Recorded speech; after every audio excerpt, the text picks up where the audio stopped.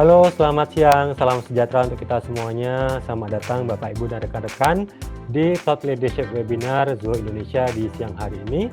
Bersama dengan saya, Maruf Setiawan, Regional Marketer dari Zoho Indonesia. Saya akan memandu webinar hari ini dengan topik The Art of Habit Selling, Modern Sales Process to Meet Modern Buyer Journey. Webinar ini bertujuan untuk membekali para sales profesional dengan strategi dan juga tools yang diperlukan untuk menguasai hybrid selling, sehingga memungkinkan Anda sebagai seorang sales untuk bisa menyelesaikan lebih banyak transaksi dengan lebih cepat. Dan dengan mengintegrasikan antara pendekatan penjualan face-to-face tradisional dan keterlibatan teknologi digital, Anda akan dapat menjangkau audiens yang lebih luas, meningkatkan hubungan pelanggan atau customer relationship, serta bisa mempercepat siklus penjualan. Di sini kita akan belajar dari para leader, dari para expert mengenai pemahaman komprehensif tentang strategi hybrid selling. Kemudian juga kita akan belajar wawasan praktis tentang mengintegrasikan teknik penjualan tradisional dan juga digital, serta beliau berdua nanti akan memberikan use case atau contoh nyata mengenai penerapan hybrid selling yang sukses di masa saat ini. Tapi tentunya saya ingin memperkenalkan terlebih dahulu para narasumber kita yang sangat luar biasa yang akan bergabung di siang hari ini. Yang pertama saya mau kenalkan terlebih dahulu Mas Wawan Rahardianto MBA. Beliau ini adalah seorang dynamic business and commerce leader dengan pengalaman 20 tahun di 6 negara. Beliau expert atau ahli dalam sales management, partnership, digital marketing, dan juga brand building, mendorong akuisisi 10 juta pelanggan, kemudian juga pertumbuhan revenue atau pendapatan 1 triliun rupiah, dan memenangkan marketing campaign di Indonesia dan Jepang untuk mengamankan high level partnership. Saat ini beliau adalah Chief Growth Officer di One Wheel Solusi Indonesia, sebuah perusahaan sales manager consultant yang membantu klien meningkatkan pendapatan melalui kerja hybrid. Selamat siang, Mas Wawan. Halo Besties, di sini kita casual aja ya Besties. Jadi nanti kalau saya nanti sharing, terima kasih tadi seperti yang udah dijelaskan sama Mas Ma'ruf. Hari ini nih akan seru banget dengan saya. Jadi kendala yang sering dihadapi itu saat ini, saat kondisi ekonomi lagi stagnan atau beberapa orang ada yang bilang deflasi, mungkin ada beberapa teman-teman pemilik perusahaan juga yang hari ini datang ngerasa, Mas Wawan, kok bisnis gua hari ini penjualannya rada susah ya, seret ya, gimana caranya? Nah, itu nanti kita akan bahas hari ini, kemudian nanti tools-tools apa yang digunakan juga, dan yang keren adalah nanti kita bisa manfaatin AI, jadi gimana caranya bisa kerja bareng sama AI. Thank you Mas Wawan udah di-spill ya materinya hari ini. Wah, ini pasti sesuatu yang udah ditunggu-tunggu banget nih, apalagi udah di Q4, ini gimana caranya supaya targetnya bisa segera achieve gitu Mas ya. Thank you banget Mas sudah mau hadir di kesempatan siang hari ini bareng Zoho dan juga para peserta yang sudah hadir. Berikutnya saya mau menyapa lagi nih, memperkenalkan terlebih dahulu tentunya Mas Handito Aji Saroso.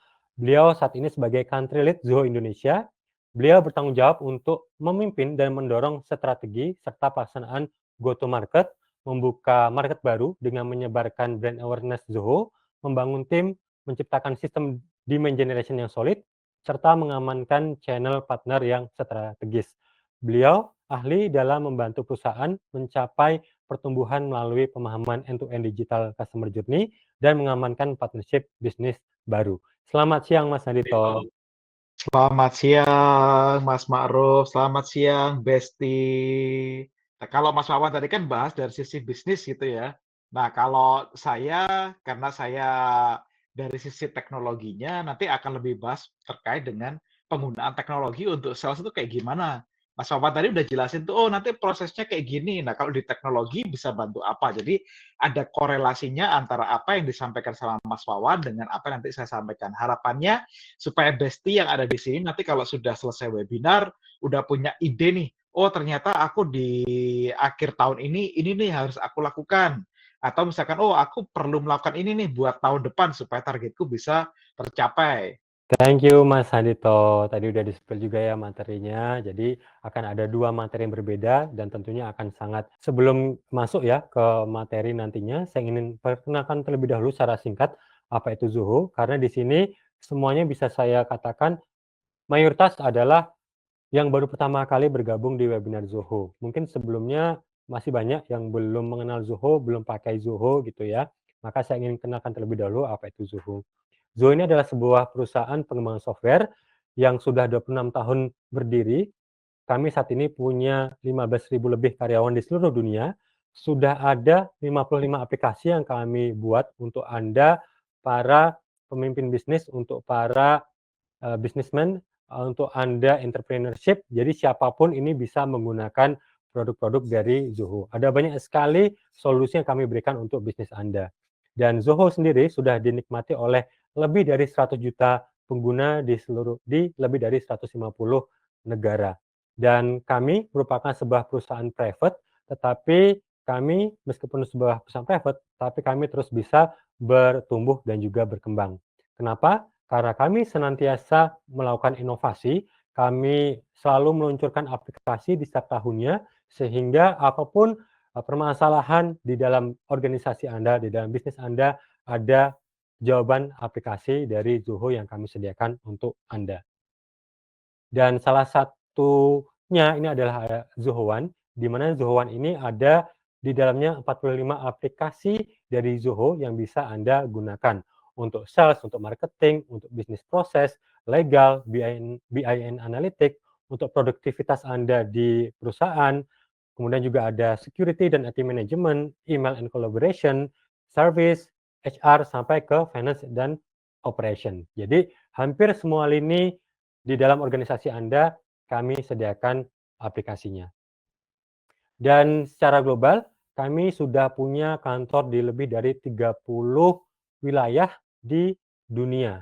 Gitu. Dan untuk di Indonesia sendiri, kantor kami saat ini berada di Cibubur, lebih tepatnya lagi di Jati Sampurna, Kota Bekasi, Jawa Barat. Apabila mau main ke kantor nih, besti-besti semuanya, bisa nanti hubungi dulu ke kami, nanti kita bisalah ngobrol-ngobrol di kantornya Zoho gitu ya. Jadi jangan di Jakarta terus gitu ya. Sesekali main ke Cibubur di sini. Karena lebih tenang gitu ya, lebih sejuk juga kata Mas Andito tadi, jadi kita lebih enak ngobrolnya gitu. Dan ini adalah brand-brand dunia yang saat ini sudah menggunakan aplikasi dari Zoho. Tentu rekan-rekan di sini, bestie semuanya, sudah kenal perusahaan-perusahaan yang sudah menggunakan aplikasi dari Zoho. Jadi tidak perlu diragukan lagi. Dan apabila rekan-rekan pengen tahu tentang Zoho, bisa silahkan mengunjungi kami di Instagram, di LinkedIn dengan kata kunci Zoho Indonesia. Juga bisa menonton tayangan-tayangan kami di YouTube Zoho Indonesia, serta bisa ke website kami di www.zoho.com/id/ dan juga Anda bisa silahkan scan QR ini untuk bisa berlangganan newsletter Zoho. Di mana setiap bulan rutin kami akan memberikan berbagai wawasan, insight baru, kemudian juga update-update aplikasi Zoho maupun fiturnya yang bisa Anda pelajari. Itu pengenalan tentang Zoho, dan hari ini kita akan bagi menjadi 3 agenda ya. Yang pertama, nanti akan ada sesi bersama dengan Mas Wawan. Secara garis besar kita akan bicara soal mempercepat proses sales dengan hybrid selling. Nanti tidak monolog, tapi nanti saya akan banyak bertanya dulu ke Mas Wawan gitu ya. Saya sudah siapkan beberapa pertanyaan untuk Mas Wawan. Kemudian sesi kedua, nanti akan ada materi berikutnya mengenai integrasi tools digital dengan teknik sales tradisional. Itu sesi yang kedua. Dan nanti juga akan ada interactive discussion dengan para peserta yang ada di sini. Itu tadi pengenalan dari kami secara singkat, dan sekarang kita akan kembali lagi nih Bapak Ibu dan rekan-rekan ke materinya. Saya akan panggil Mas Wawan terlebih dahulu. Halo Mas Maruf, terima Halo, Mas. kasih. Oke. Udah muncul ya. Aku udah Ya. pakai bedak, udah pakai make up nih. Waduh, udah siap banget ya. Pakai eyeliner juga nggak? Pakai eyeliner biar kelihatan matanya lebih jelas.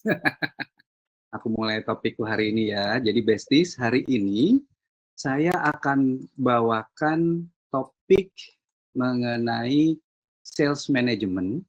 Oh, Nah, jadi besties, tahu nggak sih? Sekarang kan tahun 2024 ya. Tahun 2030 itu bakal banyak banget perubahan. Jadi Kalau saya memulai karir saya tuh like 20 years ago, itu saya masih banyak konvensional gitu ya. Terus saya kalau ke Jepang waktu itu juga baru mulai digital marketing gitu, belum masuk ke Indonesia. Sekarang itu kita campaign hanya dengan daftar di Facebook, pakai Meta, kemudian di Instagram, di TikTok, di sosial media, kita bisa langsung boost. Itu untuk marketingnya. Cara kerjanya juga kalau zaman dulu tuh 20 tahun yang lalu saya harus duduk di kantor terus gitu ya. Sekarang nih enggak. Sekarang udah bisa work from anywhere gitu. Bisa kerja hybrid, boleh kerja di kantor, boleh kerja di rumahnya Mas Andito, boleh kerja di kantornya Zoho atau boleh kerja di kantornya Wandel. Nah, jadi hari ini bakal seru banget nih. Sesinya saya nih, Mas, saya akan bahas 3 topik nih hari ini ya. Yang pertama kita akan share mengenai gimana sih cara kerja hybrid, tapi yang produktif ya besties. Banyak orang yang bilang, gue kalau kerja hybrid di rumah ya udah gue santai-santai aja. Akibatnya banyak deadline yang ketinggalan gitu kan. Atau kalau dari business owner berpikir atau kekhawatirannya adalah kalau saya membuat keputusan orang-orang bisa bekerja dari manapun, nggak masuk kantor, bener nggak sih mereka kerja produktif nggak sih gitu. Nah itu pertanyaan. Gimana caranya kita bisa bekerja hybrid tapi tetap targetnya tuh tercapai. Terus yang kedua, Mas Ma'ruf, saya akan ajarin nih gimana caranya dapetin leads gitu. Leads itu kan zaman sekarang susah banget ya, Mas Ma'ruf ya. Zoho juga pasti cari leads susahnya minta ampun zaman sekarang gitu. Nah, di sini saya akan ajarin gimana sih caranya dapat leads secara digital atau bisa dapat leads dari teman-teman secara referral gitu. Nah, yang terakhir adalah gimana caranya kita bisa closing di zaman now ini.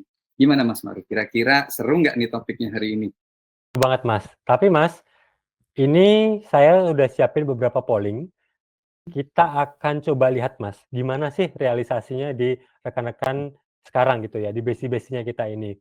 Cara kerjanya mereka gimana, strateginya seperti apa, tantangannya apa, kemudian juga sampai dengan sekarang nih, bagaimana sales targetnya gitu ya, karena ini udah masuk di Q4. Saya boleh mulai start polling-nya Mas, nanti Mas Wawan kita bisa mulai ngobrol soal ini, supaya kita bisa tahu realisasinya. Oke Mas Wawan, ini sudah ada 8 yang menjawab, kebanyakan ternyata hybrid Mas sekarang bekerjanya. Keren. Wah, Kebanyakan pas hybrid. banget dong ya, cocok sama Pas topiknya banget. siang ini nih. Betul. Ya karena topiknya hybrid, yang daftar mungkin kebanyakan hybrid juga nih Mas. Nah, Jadi pada pengen tahu. Oke, besties. Ikutin terus ya topiknya saya sama Pak Handito, karena kita akan ngasih tahu tips suksesnya kerja hybrid, target tercapai, komisi dikirim, akhir tahun ini bisa jalan-jalan ke luar negeri. Amin. Oke Mas Wawan, kita lanjut ke pertanyaan kedua Mas ya. Bagaimana strategi penjualan atau sales Anda sekarang? Oh ternyata hybrid selling Mas paling banyak. Mas Wawan, Oke. pas banget nih.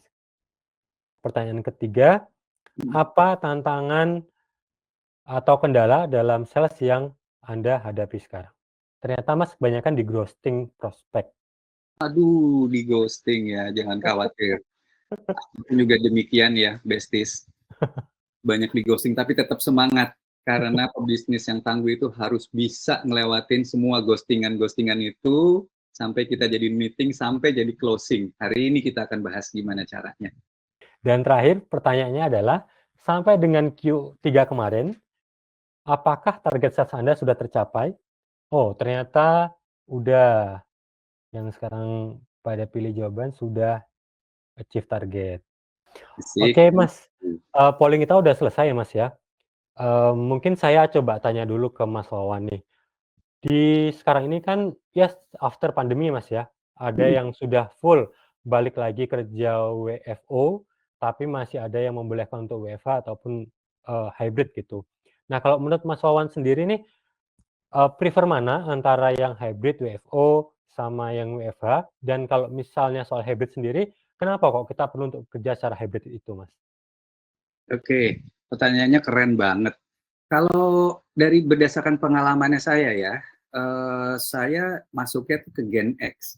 Angkatannya saya tuh semuanya harus masuk kantor dari zaman dulu gitu, dari zaman saya lulus kuliah gitu ya. Kalau mau ketemu bos ya di kantor, kalau mau ketemu klien saya harus ke kantornya klien gitu kan. Jadi hampir 30% waktunya saya itu habis di jalan gitu. Belum kalau macet, kadang bisa sampai setengah 50%-nya itu habis di jalan.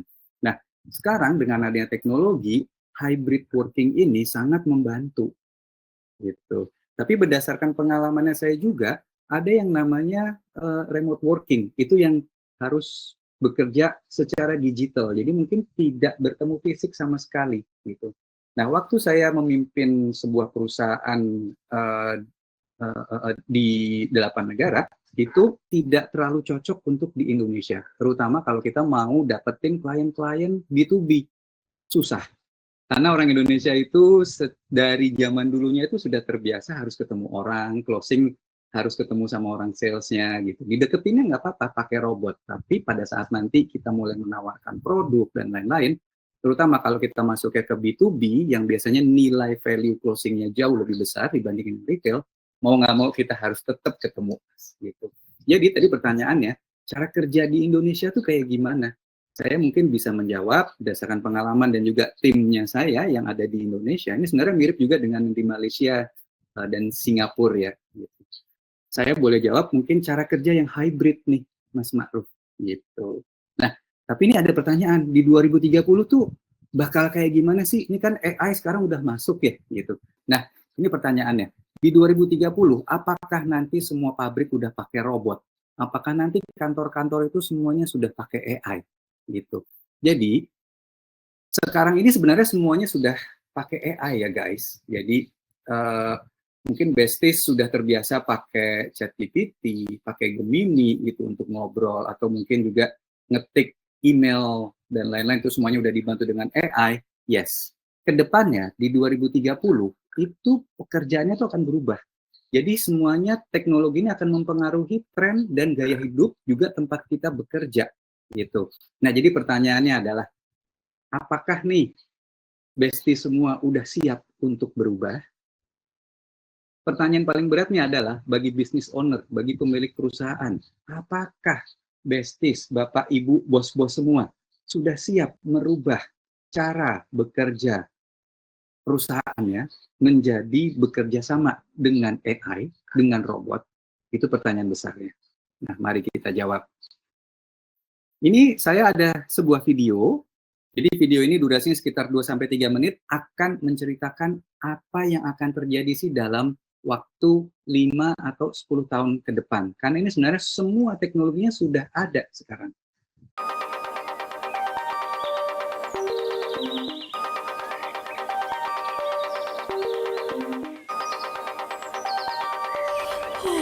Morning, Jill. Good morning, Amy. Where would you like to work today? The office. What's the weather like today? The temperature is 18 degrees with a 57% chance of rain. Are you ready to start your day? Give me 10 minutes. Okay. How would you like to get there? I'll walk. Do you want to ride? No, I'm good. Thank you. Careful, Amy. Obstacle ahead. Nearly there. Good time, Amy. Good morning, Amy. Welcome to JLL. You have one message from William Douglas. Okay, thanks. Thank you. Your first meeting is at 10:30. Please proceed to the elevators. Have a good day. And you. Lisa is in today. Lunch? Good for me. Invite sent. Have you seen the latest report? No. Your coffee will be ready in 5, 4, 3, 2, 1. Thank you. Tip sent. This building uses sensors to make your day more productive. Need a desk? Maybe later. Sure. How's the temperature? It's fine. Ready to start your meeting with Eloise Dupont? I am indeed. I'll let her know. Bonjour Amy, ça va? Bonjour, Eloise. Hold on. Auto-translating. Vous avez vérifié le document que je vous ai envoyé? Yeah, all looks great. Thanks very much. Au revoir. Bonne journée, au revoir, merci. Are you happy to share your building usage data today? Have a great evening, Amy. Plan for route home? Stop navigation. Navigation off. Send a message to Tom. Are we still okay for the meeting tomorrow morning at 9 o'clock? Message sent. Would you like to switch to personal mode? Yes, please. Personal mode. Work mode returns 7 a.m. tomorrow. Confirm. Have a nice evening, Amy. Enjoy the sunset. Good night, Jill. Nah, kira-kira gimana menurut Mas Ma'ruf? Ini apakah teknologi ini bisa membantu pekerjaan sehari-hari nggak nih, Mas Ma'ruf? Sangat bisa membantu, Mas. Itu canggih banget ya. Kayaknya apa-apa serba praktis gitu. Simple, semua bisa dikerjain dan lebih cepat lagi. Nah, Semuanya. bener, semuanya dibantu sama robot. Jadi, waktu kita yang tadi tuh misalnya Mas Ma'ruf harus setting meeting. Sebelumnya kan manual ya, diketik gitu kan. Terus baru send ke klien, sekarang enggak. Sekarang dengan teknologi tinggal bilang, "Hai Siri, saya mau meeting dengan Mas Ma'ruf, saya mau meeting dengan Mas Sandito. Hari ini jam 2 siang. Tolong booking waktunya dong." Langsung keluar jadi schedule gitu. Jadi kita nggak perlu lagi secara manual di sini. Nah, kemudian berikutnya nih, Mas Ma'ruf. Saya masuk ke pertanyaan yang berikutnya itu, oke, nah guys, jadi sekarang nih tren dunia kerja sudah berubah. Tahu nggak? Kalau menurut Harvard Business Review, kemudian juga kalau menurut McKinsey, di tahun 2030, ini secara global, datanya tuh ya, Mas Ma'ruf dan Besti semuanya, 1 dari 16 orang yang bekerja tahun ini nih, di tahun 2024, itu mereka akan cari role atau pekerjaan yang baru. Jadi akan banyak banget role pekerjaan yang berubah. Nah, pekerjaan yang akan naik itu ada kayak kesehatan, sains, teknologi, itu makin banyak. Semua pekerjaan yang manual itu akan berkurang gitu. Yang penting di masa depan itu ada beberapa sektor yang menarik, kayak misalnya logistik yang urusannya sama warehousing gitu ya, kayak turbin, sinar matahari dan lain-lain gitu ya, baterai dan lain-lain. Kesehatan, perawat, teknisi, alat bantu dengar itu makin terpakai. Terutama juga di beberapa negara itu kan sekarang sudah mulai banyak generasi tuanya yang lebih banyak. Nah, itu jadi salah satu potential bisnis yang besar di beberapa negara. Gitu. Kalau Indonesia belum, karena kita masih banyak generasi mudanya gitu. Tapi tetap aja kesehatan jadi satu hal yang paling penting, karena anak muda ini makin banyak kerja. Sekarang ini trennya adalah makin banyak yang stres, mental illness, mental kalau kata anak-anak Gen Z gitu ya. Nah, jadi ini hal-hal seperti ini yang secara psikologisnya juga kesehatannya perlu dibantu gitu. Juga orang-orang yang sering pakai headphone, earphone, itu bahaya juga loh Mas Ma'ruf. Karena saya baru baca data, itu hampir 30% anak-anak yang sering pakai earphone dengan volume cukup besar, itu sekarang mengalami gangguan dengar. Jadi banyak nih anak-anak muda yang sekarang harus pakai alat bantu dengar. Maaf ya kalau boleh dibilang rada budek gitu, karena kekencengan gitu. Jadi hati-hati ya guys dengan earphone yang kekencengan itu gitu, termasuk anak saya gitu. Harus saya ingetin berkali-kali. Nah, kemudian next-nya adalah pendidikan.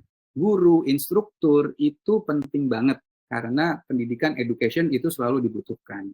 Dan yang terakhir adalah untuk sektor retail dan perkantoran, otomatisasi itu sangat penting. Jadi nanti tadi yang contoh dari video yang Mas Ma'ruf dan Besis tadi lihat, itu semuanya automate. Fungsinya apa? Automasi itu membantu perusahaan untuk meningkatkan produktivitas. Jadi orang-orang karyawannya yang bekerja itu dengan memanfaatkan teknologi, tadi contohnya tuh harus bikin email yang biasanya mungkin butuh waktu 5 menit untuk konfirmasi email, kadang butuh waktu bisa setengah jam untuk ngecek jadwalnya Pak Handito kosongnya kapan, untuk ngecek waktunya Mas Ma'ruf kosongnya kapan, by phone itu text time. Sekarang dengan otomasi kita langsung bisa ngeliat, oh schedule kosongnya ini, then I would like to book your 15 minutes of your time or 30 minutes of your time di waktu yang ini gitu. Cukup pakai robot gitu. Dan ini sudah diimplementasikan di sektor retail dan perkantoran gitu. Nah, berikutnya adalah teknologi di dunia kerja. Gimana sih caranya kita bisa balancing kehidupan antara dunia kerja dengan kehidupan pribadi. Tadi tuh yang saya bilang ya, kalau di timnya saya tuh selalu bilang, Mas, aku kena mental nih, kebanyakan kerja, aku kebanyakan dikomplain sama klien, atau yang parah adalah klienku hari ini pagi-pagi udah marah-marah sama aku, gue kena mental nih, can I take a break gitu? Of course, boleh, tapi jangan lupa kamu juga punya target hari ini. Gimana caranya kita bisa mencapai target itu? Nah, sekarang kita bisa lihat kombinasi antara kehidupan pribadi dengan dunia kerja. Jadi, ada tren yang terjadi, yang pertama adalah digital commerce. Semua transaksi sudah sebagian besar banyak yang shift ke online, kemudian teknologi adopsinya juga makin tinggi, penggunaan AI makin banyak, kemudian semuanya ini sudah meningkatkan efisiensi. Kemudian yang ketiga adalah dengan cara kerja remote or hybrid working, gitu, yang bisa kerja di mana saja dan kapan saja. Oh ya guys, udah tahu belum sih apa bedanya antara remote working dengan hybrid working?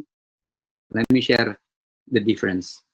Jadi, ini bedanya ya guys. Kalau remote working itu orang-orang boleh bekerja di luar dari kantor, bahkan mau nggak masuk seminggu full itu boleh. Jadi impact-nya apa?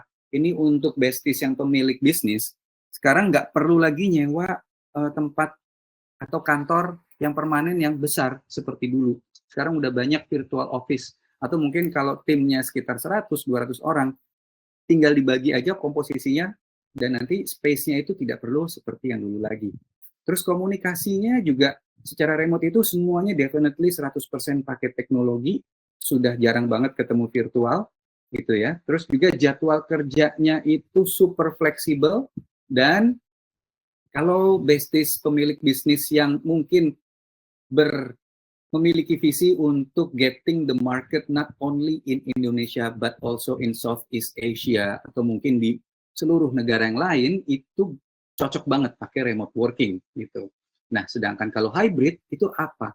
Hybrid itu adalah kombinasi. Jadi masih ada yang masuk ke kantor, ada yang masuk atau kerja dari rumah, WFH gitu, atau kerja from anywhere gitu. Jadi perusahaan ini tetap harus punya kantor untuk base-nya. Kemudian juga mungkin karena ada involvement harus ketemu fisik, jadi tetap butuh bertemu untuk brainstorming, untuk meeting, untuk ngambil keputusan gitu ya. Jadi mungkin waktunya tidak se-fleksibel seperti yang sebelah kiri di remote working.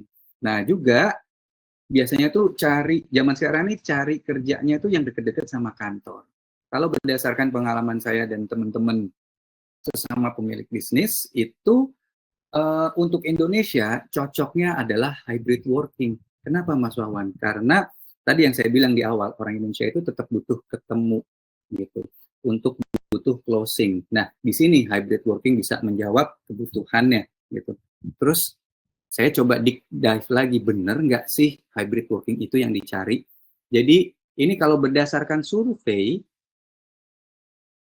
47% itu memang memilih hybrid working gitu. Working remotely itu banyak dipilih juga oleh sebagian besar teman-teman dari Gen Z, ada sekitar 36%, yang bekerja dari office itu 17% gitu. Bahkan ada salah satu CEO yang saya kenal itu kebetulan karena istrinya sedang sakit keras, jadi dia mensyaratkan, aku mau bekerja tapi aku harus hybrid working ya, gitu. Karena dia harus menjaga istrinya, dan it works gitu. Bahkan di level CEO perusahaan yang sangat besar, dia tetap bisa memanage bisnisnya dengan cara hybrid working itu tadi. Gitu, Mas Ma'ruf. Gimana, Mas Ma'ruf? Oke, Mas, sekarang saya mau tanya Mas, ini kan kalau dari yang disampaikan barusan sama Mas Wawan adalah hybrid itu yang paling cocok diimplementasikan di Indonesia seperti itu ya.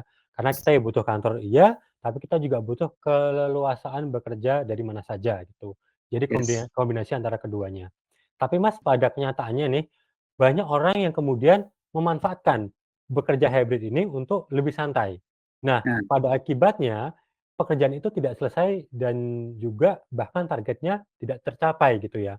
Nah, kalau menurut Mas Wawan sendiri, sebetulnya apakah memang bisa kita bekerja dari mana saja, tapi tetap kita bisa mendeliver target itu? Nah, kalau misalnya bisa, Itu gimana caranya dan apa tips juga trik dari Mas Wawan sendiri? Seru banget. Ini pertanyaannya semua pemilik bisnis gitu ya.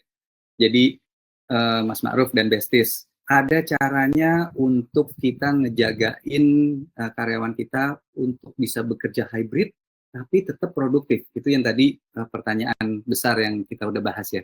Nah, Ya. pertama harus tahu dulu nih Mas Ma'ruf, ada rumusnya loh.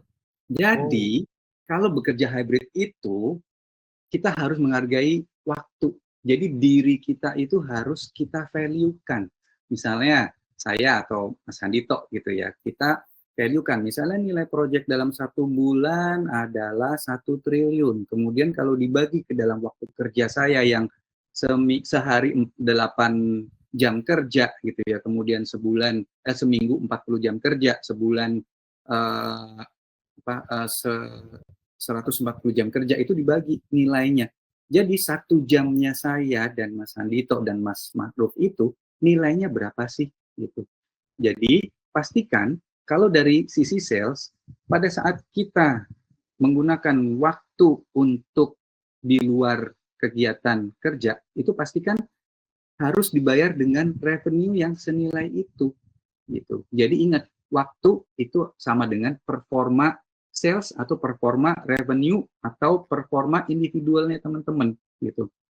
Kalau kata Jack Ma, hidup tuh akan berubah, tapi kamu harus bisa ngerubah kebiasaanmu dulu.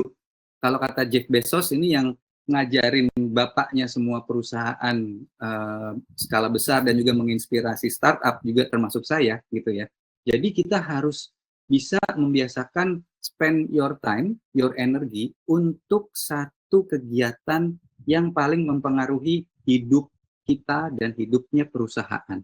Jadi kalau lihat dari timbangan nih ya, waktunya kita itu adalah prioritasnya kita. Itu harus sedikit mungkin. Artinya apa? Kalau bisa, waktunya kita itu sekarang karena udah ada AI, udah ada robot, biar robot yang ngerjain. Jadi, sisa waktunya itu bisa kita pakai untuk keluarga, atau bisa kita pakai untuk grooming tim salesnya kita, atau untuk ngobrol sama klien. Kita ajak cari tahu, kita bedah, kita lihat bisnis intelligence-nya, kita lihat apakah ada kendala dari salesnya, penjualannya, timnya, atau mungkin marketnya yang lagi susah gitu. Kita brainstorm di situ. Nah itu otomatis akan memberikan value kita secara individual. Jadi nanti klien akan melihat, wah Mas Ma'ruf keren nih, tahu bisnis, tahu market. Kalau gitu aku mulai percaya, kalau gitu Mas aku mau dong gimana caranya Zoho bisa membantu bisnisku gitu. Artinya apa? Dapat leads kan. Yang kedua apa? Kalau udah closing, dapat revenue pasti naik gitu. Nah, untuk mencapai ini, yang pertama adalah Besties harus tahu dulu prioritas ya guys. Jadi kalau saya senang banget nih pakai matriksnya Eisenhower. Sebenarnya sih ini bisa dipakai di banyak hal ya. Bisa dipakai untuk bisnis, bisa dipakai untuk time management, tapi basically ini adalah dipakai untuk menentukan prioritas. Ada 2 parameter. Di sumbu X-nya itu adalah parameter untuk melihat urgent atau tidak urgent. Di sumbu Y-nya itu kita menentukan penting atau enggak penting. Gitu. Jadi gini guys, kalau untuk hal yang enggak penting dan not urgent, itu kita bisa delete. Misalnya apa? Itu bentuknya kayak distraction. Misalnya lagi kerja, tiba-tiba ada WhatsApp message. Atau misalnya tiba-tiba didatengin sama Mas Ma'ruf, didatengin sama temennya, terus diajak ngobrol. Mas Ma'ruf, tahu nggak sih Mbak Im Wong itu mau cerai? Penting banget nggak sih Mas, kalau lu lagi ada deadline terus diajak ngobrol kayak gitu? Enggak, Mas, ngapain ngurusin rumah tangga orang? Bener. Tergantung, kalau yang nanya emak-emak penting itu. Tergantung audiensnya. Kalau ngejawab emak-emak itu seperti emaknya saya ya. Itu emang harus menjawab saat itu juga sih. Iya, kalau nggak bikin penasaran itu, wah nggak bisa tidur nanti.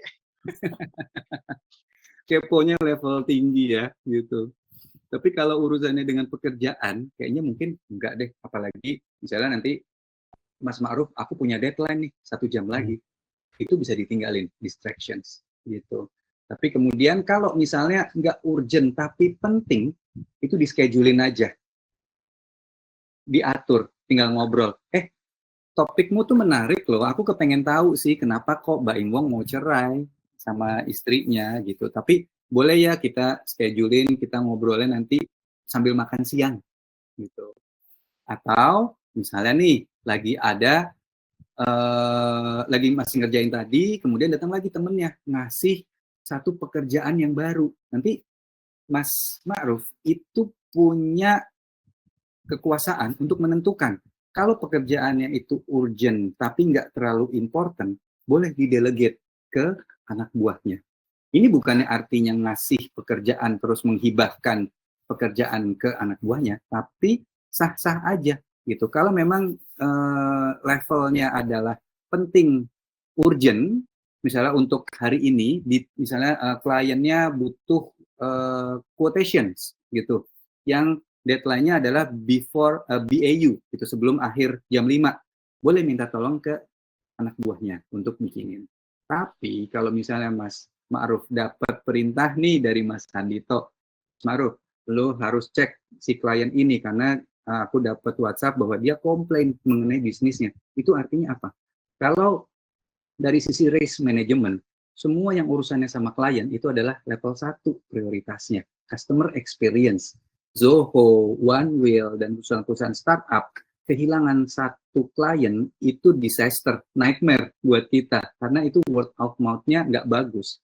Itu artinya level 1, artinya harus urgent dan important. Gitu.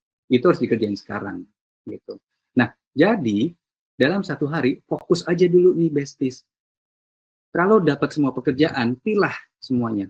Kelompokin ke dalam 4 prioritas ini. Tapi yang utama, kerjain dulu nih yang do now-nya, yang ada deadline-nya, yang urusannya sama klien, komplain klien. Gitu. Nah, kemudian adalah gimana cara kerjanya nih supaya mencapai target-targetnya. Saya punya teknik namanya Pomodoro. Jadi, tadi kita udah set our output atau pekerjaan kita hari ini, prioritasnya apa aja, kemudian boleh pakai teknik ini. Jadi di Pomodoro ini, nanti Mas Ma'ruf dan Besties bisa bagi cara kerjanya itu, 25 menit kita fokus ngerjain apa yang kita mau, kemudian take a break. Kalau pekerjaannya tadi belum selesai, take another 25 minutes untuk menyelesaikannya. Tapi kalau udah bisa selesai, take option atau prioritas yang kedua. Gitu. Nah, jadi kalau saya tuh pertama-tama tuh saya pakai stopwatch atau saya pakai jam untuk bisa tahu menitinnya gitu. Jangan lupa harus break 5 menit ya. Ini buat apa? Biar kita nggak kena mental, biar nggak stres gitu, biar nggak kena mental illness. Butuh lah. Habis kita mikir keras gitu, take a break sebentar gitu. Boleh jalan, stretching gitu ya di kursi gitu atau sekedar ngambil minum gitu ya. Nah, ini diulangin sampai nanti udah 4 kali looping, itu ada hadiahnya. Boleh kita take a break yang rada panjang, sekitar 20 sampai 30 menit. Boleh deh tuh ngopi sedikit.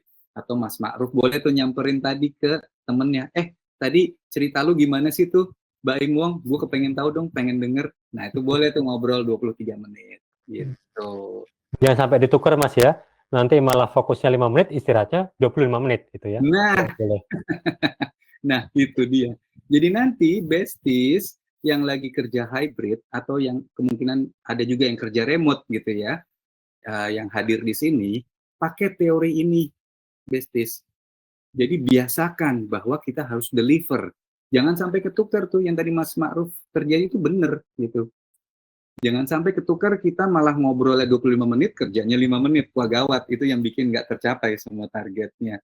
Gitu, Mas Ma'ruf.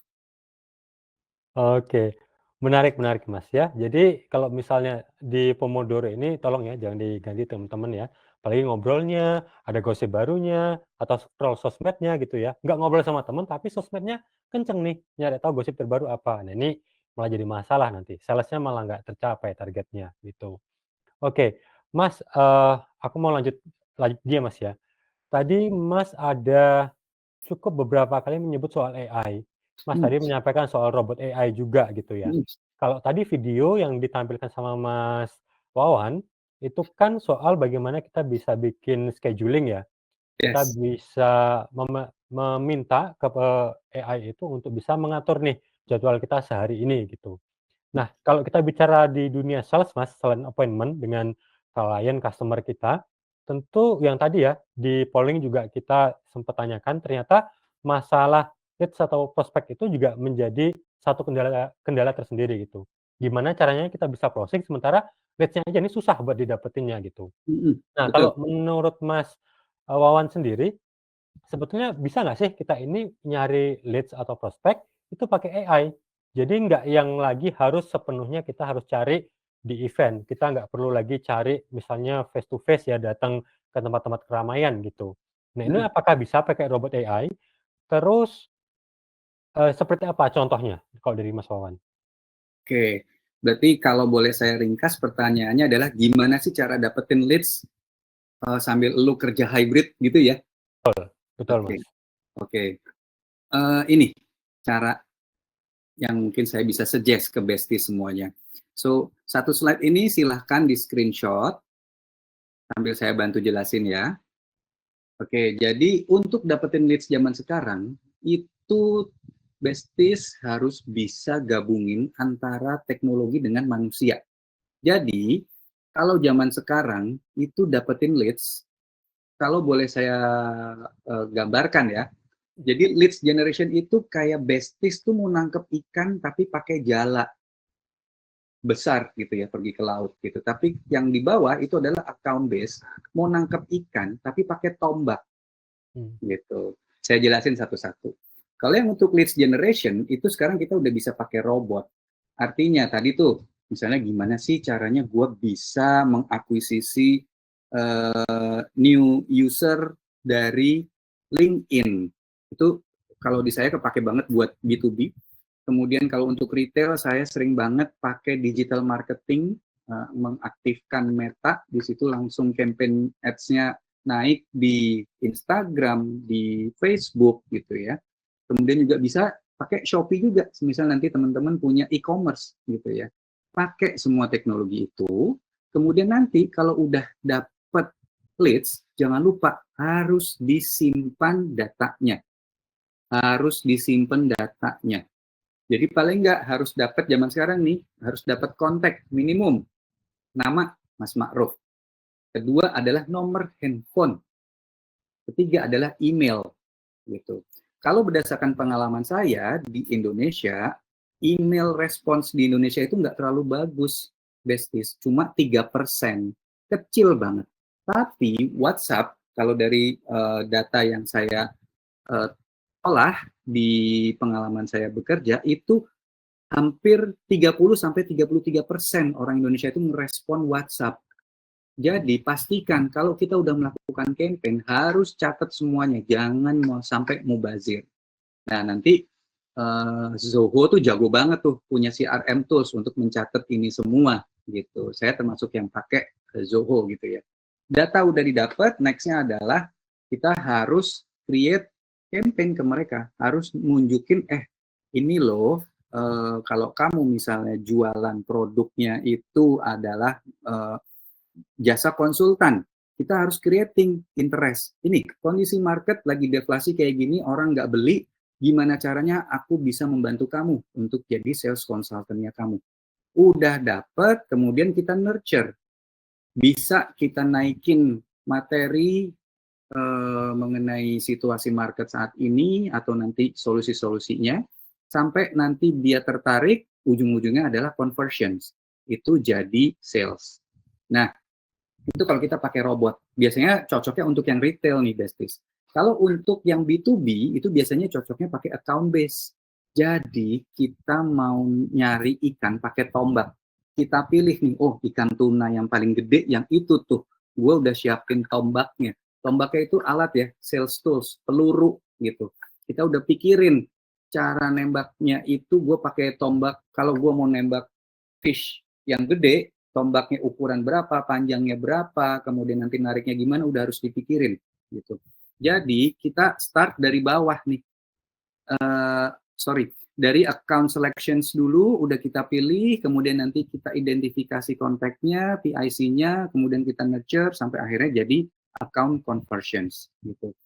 Nah, jadi biasanya nih kalau di leads generations itu sumbernya kita bisa dapat dari website atau SEO, sosial media, atau bisa bikin dari event webinar seperti ini, atau bisa dapat dari komunitas virtual gitu. Kalau yang account base kita bisa dapat dari word of mouth, bisa dapat dari event yang kita bikin, yang orang-orang datang, dicatat tuh orang yang udah daftar, pastikan jangan sampai kececer atau sampai hilang. Wah, gawat. Kehilangan data saat ini tuh nightmare gitu. Kemudian bisa referral dari teman atau juga bisa dari komunitas gitu.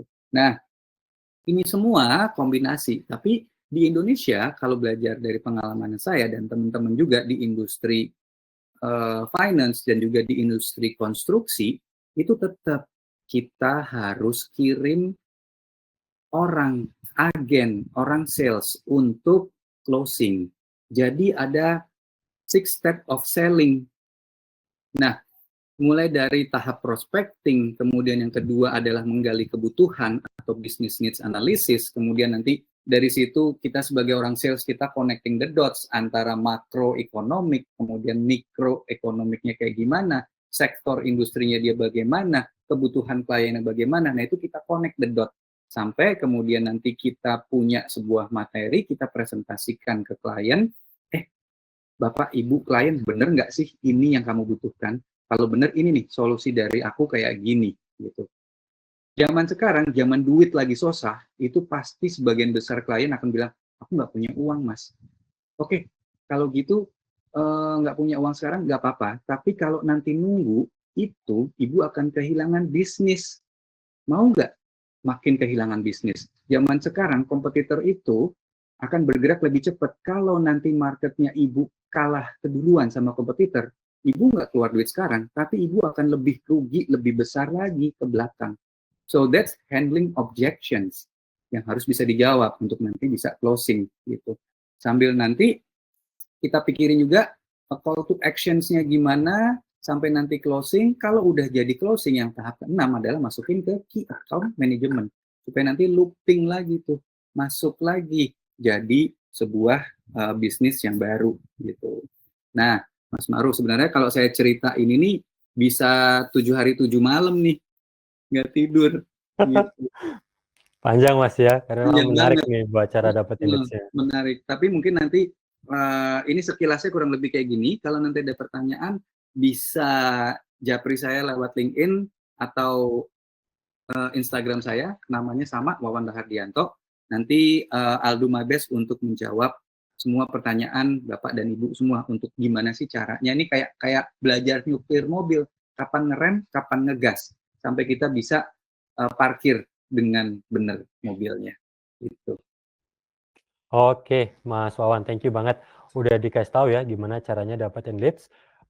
Tidak hanya sebatas kita harus mengandalkan robot AI yang sekarang mungkin lagi gencar-gencarnya gitu ya soal penggunaan AI, tapi tetap harus butuh pendekatan manusia juga gitu.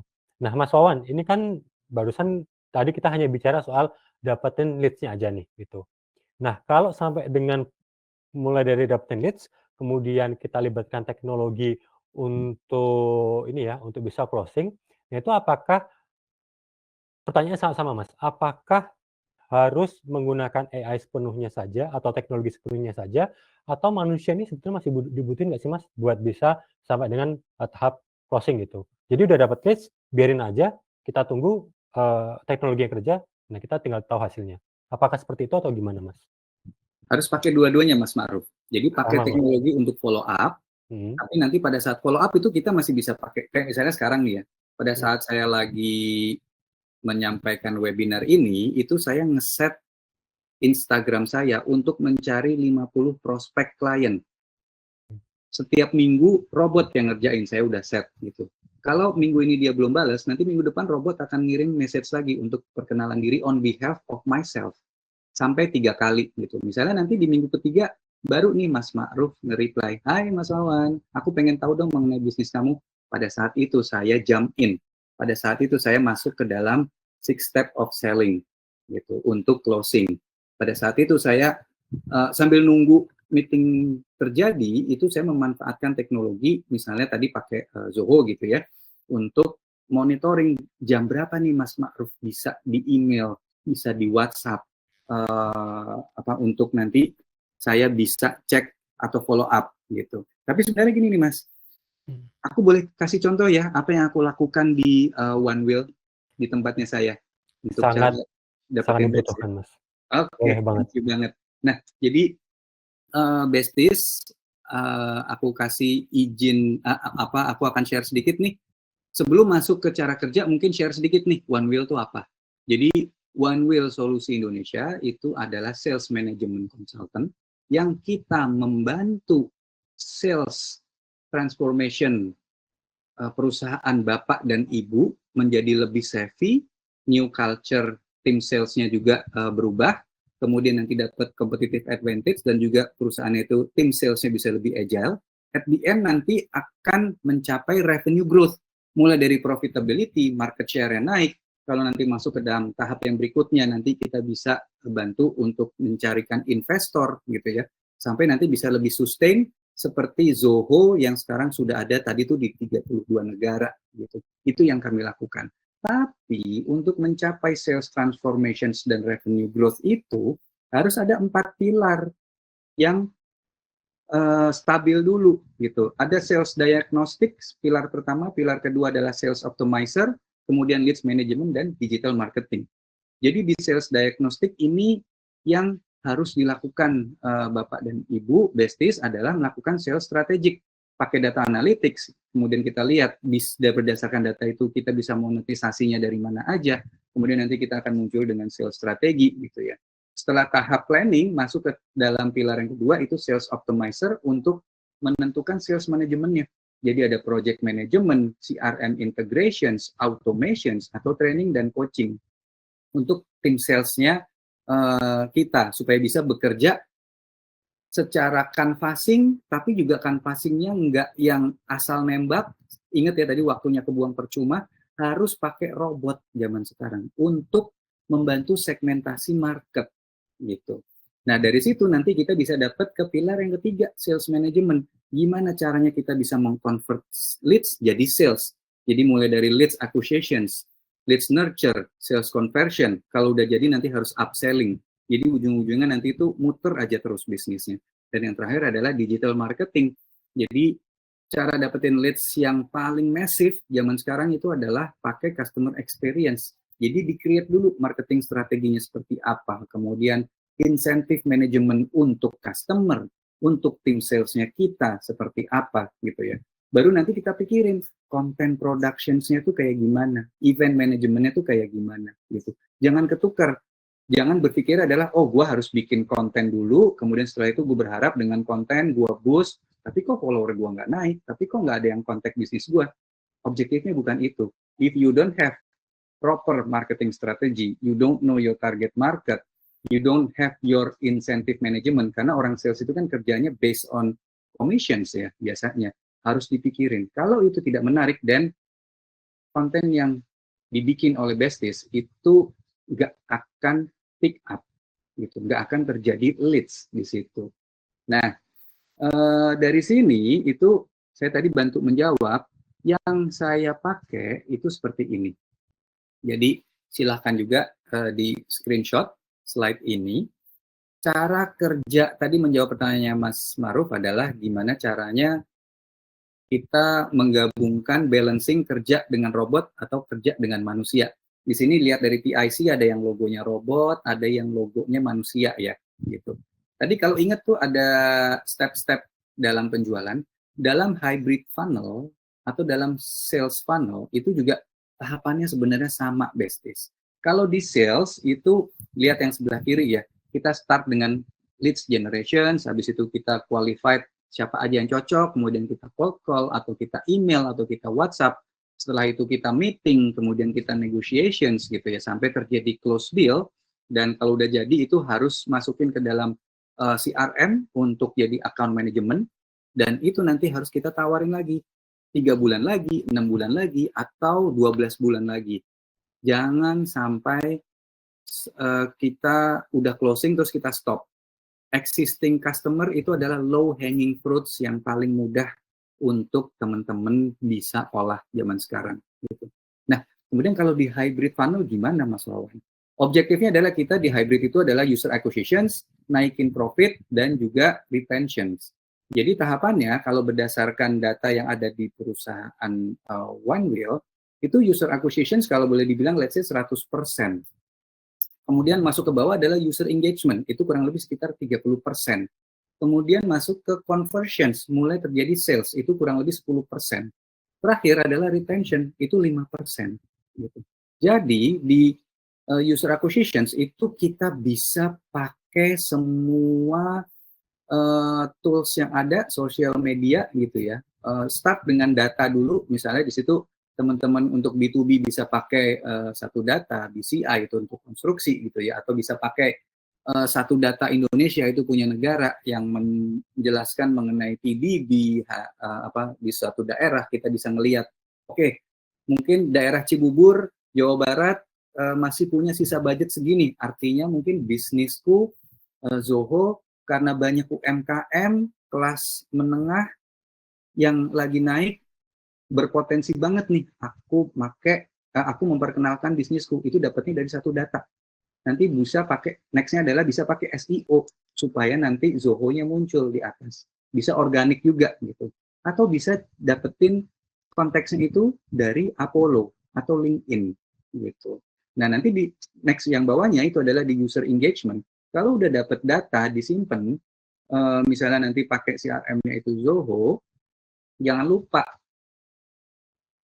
untuk kontak mereka, gitu. Jangan lupa untuk menjelaskan bahwa produk aku ini value-nya adalah membantu kamu untuk selalu bisa connect dengan customer, gitu. Jadi lakukan demo di situ. Nah setelah itu pada saat nanti closing, barulah kita pikirin gimana caranya itu kita bisa mengintegrasikan semua bisnis kita. Dan yang terakhir adalah pada saat nanti jadi retention, itu kita harus pakai CRM dan dashboard. Nah, ini semua nanti teman-teman harus mulai bisa membiasakan diri melihat data, karena semuanya ini bisa jadi potential bisnis. Di sini nanti kita bisa memonetisasi bisnis, gitu teman-teman. Nah, ini mungkin aku akan sedikit lebih cepat ya, guys, gitu. Di sini nanti ada user acquisitions yang teman-teman bisa lihat, tools-nya bisa lihat di bawah, kemudian revenue growth-nya juga teman-teman bisa lakukan seperti yang terlihat di sini, tools-nya bisa pakai Excel atau bisa nanti teman-teman bisa pakai Zoho gitu. Contohnya misalnya untuk sales tracker kita bisa pakai Zoho yang semuanya terlihat progresnya seperti apa, ini live semuanya, jadi nanti bisa saling ngejar, bisa di beberapa market sekaligus gitu ya. Oke, thank you banget Mas Wawan atas materinya. Tadi udah daging banget semuanya ya, selama kurang lebih 30 menit disampaikan oleh Mas Wawan, sudah menjawab pertanyaan dari saya juga gitu. Dan ternyata manusia dan robot itu bisa saling melengkapi gitu ya. Karena tadi saya pikir ya kita bisa closing hanya dari salah satunya aja. Ternyata keduanya ini sangat diutamakan untuk bisa bekerja bareng gitu. Sentuhan manusia tetap harus ada. Thank you Mas, dan berikutnya saya akan undang Mas Sandito. Nah, tadi Mas Wawan udah memberikan terakhir ya, soal penggunaan tools atau teknologi untuk kebutuhan seorang sales gitu, untuk sales activity.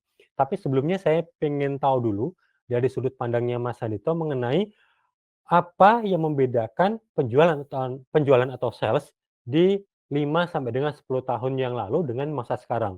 Sebelum pandemi sampai dengan masa yang sekarang. Apa perbedaannya dalam sales activity dan apa dampak dari perubahan-perubahan yang terjadi? Oke, Ma'ruf, pertanyaannya sangat menarik sekali ya. Dan untuk menjawab pertanyaan itu, saya izin ada beberapa hal yang akan saya bagikan. Jadi kalau kita berbicara terkait dengan zaman dulu dengan zaman sekarang, apa sih yang membedakan proses penjualan? Jadi kalau zaman dulu dengan zaman sekarang itu, proses penjualan di zaman sekarang itu akan jauh lebih rumit gitu. Kenapa seperti itu? Gini, Kalau misalkan teman-teman sadari, dulu ketika teman-teman mau beli mobil sebelum internet itu booming, kalian gimana? Kalian kan harus datang ke dealer, kalian cari info, datang ke dealer satu, ke dealer berikutnya, kemudian nanya-nanya ini mobilnya fiturnya apa. Jadi semua informasi itu terkait dengan produk ataupun jasa itu dipunyai oleh sales. Sedangkan si buyer atau kita yang kita mau menggunakan produk atau jasanya, itu kita nggak punya informasi yang cukup. Jadi kita hanya mendapatkan informasi itu dari sales aja. Nah, sedangkan dengan era informasi yang sekarang apalagi dengan pertumbuhan sosial media yang sangat gencar, kemudian ada YouTube juga. Biasanya kalau kita mau beli mobil itu kan kita pasti lihat-lihat dulu gitu kan. Oh, kita mau nyari mobil misalkan nih MPV gitu ya. MPV yang kecil, small atau medium MPV. Nah, itu opsinya apa aja? Oh, ternyata ada dari Mitsubishi ada, dari Toyota ada. Nah, sebelum kita datang ke dealer, biasanya kita ngapain? Kita kan akan ngecek, kita ngelihat review-review di YouTube, kemudian kita baca-baca artikel, atau kita mungkin akan langsung ke websitenya, ngeliat ini kayak gimana sih modelnya. Biasanya kan kalau di sana mereka menunjukkan kayak ada virtual tour-nya gitu kan. Jadi udah bisa kebayang, oh ternyata di dalamnya seperti ini. Jadi yang bener-bener membedakan dan secara perbedaan utamanya antara dulu dengan sekarang itu, yaitu dari proses buying prosesnya sendiri. Kalau sekarang, si buyer itu mereka yang menentukan sendiri prosesnya, dan itu nggak bisa diganggu-gugat oleh seller, atau nggak bisa diganggu-gugat oleh si penjual. Kalau dulu kan penjual, "Oh ya Pak, ini seperti ini, Bapak bisa dapat keuntungannya kayak gini, fiturnya seperti ini." Oke, jalan gitu kan. Nah, kalau sekarang nggak bisa karena mereka pasti akan membanding-bandingkan dulu, kemudian mereka nyari info dulu, sehingga prosesnya itu akan menjadi lebih kompleks. Semakin besar nilai produk, maka buying prosesnya akan semakin rumit. Apalagi kalau kita ngomong konteksnya B2B gitu ya. B2B barang yang dibeli itu nilainya miliaran, itu decision maker-nya nggak cuma satu, itu bisa aja sampai ada 4 orang, 5 orang, dan mereka pun juga akan melakukan evaluasinya masing-masing, sehingga prosesnya itu akan jadi jauh lebih panjang dan itu akan jadi jauh lebih kompleks, dan perusahaan pun dia juga harus ada strategi khusus nih, gimana caranya supaya dengan proses sales yang kompleks itu tapi tetap bisa memenangkan persaingan. Itu ya. Nah, dengan mereka itu seperti itu, dengan mereka semakin kompleks, akhirnya apa? Akhirnya mereka itu semakin demanding sekarang dengan adanya teknologi, mereka itu semakin demanding. Kalau dulu misalkan kita mengirimkan bulk email, cuma sekedar personalisasinya itu hanya dari sisi nama gitu ya, misalkan, "Hai Pak ini," tapi kontennya sama semuanya. Kalau sekarang kontennya seperti itu benar-benar nggak bisa work lagi.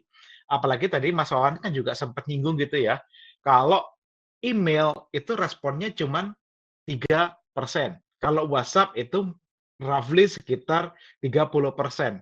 Nah, gimana cara kita bisa meningkatkan itu? Yaitu dengan caranya kita melakukan yang namanya personalisasi.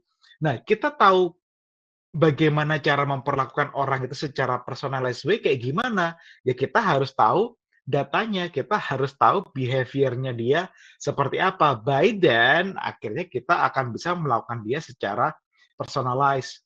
Nah, kemudian tantangan berikutnya juga, dengan semakin banyaknya channel sosial media yang tersedia saat ini, baik itu di Instagram, X, kemudian ada Facebook, ada TikTok, ada LinkedIn, kemudian juga ada channel-channel yang lainnya.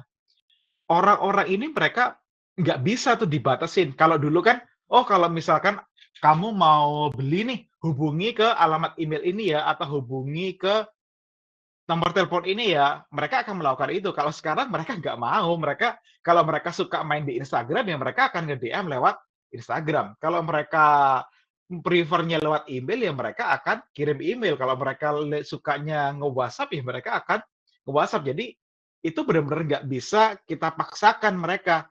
Tapi kita harus bisa menyediakan channel yang memang mereka itu sering pakai dan kita juga bisa menyediakan channel-channel yang memang populer untuk mereka dan itu bisa mereka gunakan untuk menghubungi kita. Dan juga lebih parahnya lagi nih ketika kita ngomong customer secara behavior sekarang ini ya, mereka itu nggak peduli waktu. Saya yakin teman-teman di sini pernah ada yang dapat inquiry itu jam 11 malam, jam 12 malam. Iya atau enggak? Ayo. Mas Wawan gimana, Mas? Pernah nggak kadang-kadang di-chat sama customer jam malam-malam gitu, Mas? Pernah juga kan kayak gitu kan? Klienku dari Amerika bedanya Nah, kebalik, Mas. Jadi pas kita mau tidur mereka baru bangun. mereka baru bangun. Nggak cuma di Amerika, Mas, tapi customer Indonesia pun juga ada yang kayak gitu. Mereka lagi leye-leye gitu ya, lagi mau tiduran tiba-tiba langsung kepikiran sesuatu, ya mereka langsung hubungi aja gitu kan. Kalau Lagi nunggu sampai besok, mau makan pisang goreng mau hap, ya di telepon.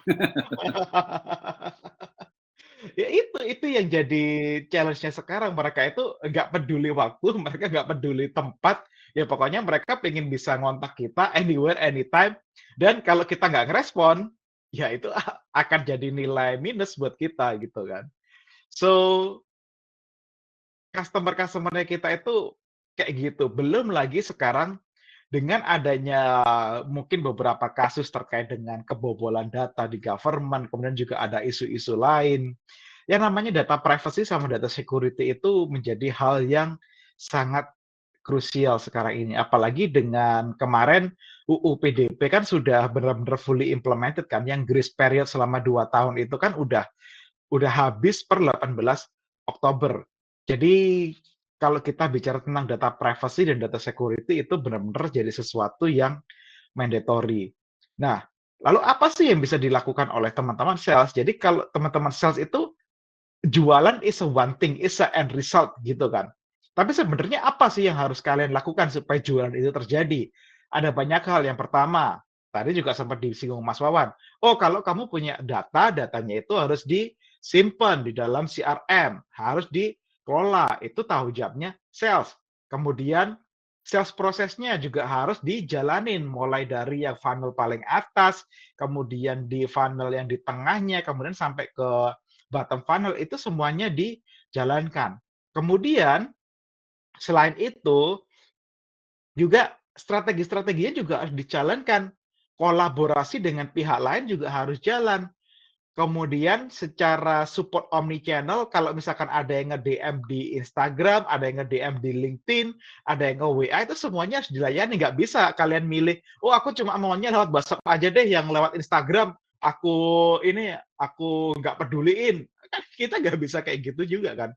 Jadi sales sekarang itu jauh lebih kompleks gitu, Mas Ma'ruf. Jadi kalau misalkan kita bilang perbedaannya apa, ya perbedaan utamanya customer-nya sekarang itu lebih banyak maunya, akhirnya teman-teman sales itu mereka juga harus lebih apa ya, lebih gercep, mereka juga harus benar-benar lebih ini lagi, secara effort harus lebih banyak. Gitu, Mas Ma'ruf.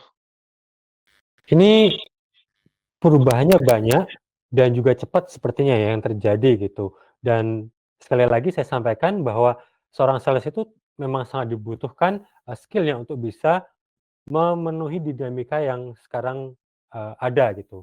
Nah, menurut Mas Hadito sendiri, saya mau tanya soal dari banyaknya permasalahan tadi, perubahan tadi ya, apa yang sebaiknya dilakukan oleh tidak hanya sales tapi bisnis secara keseluruhan dengan adanya perubahan-perubahan itu. Apa tips dari Mas Hadito soal ini?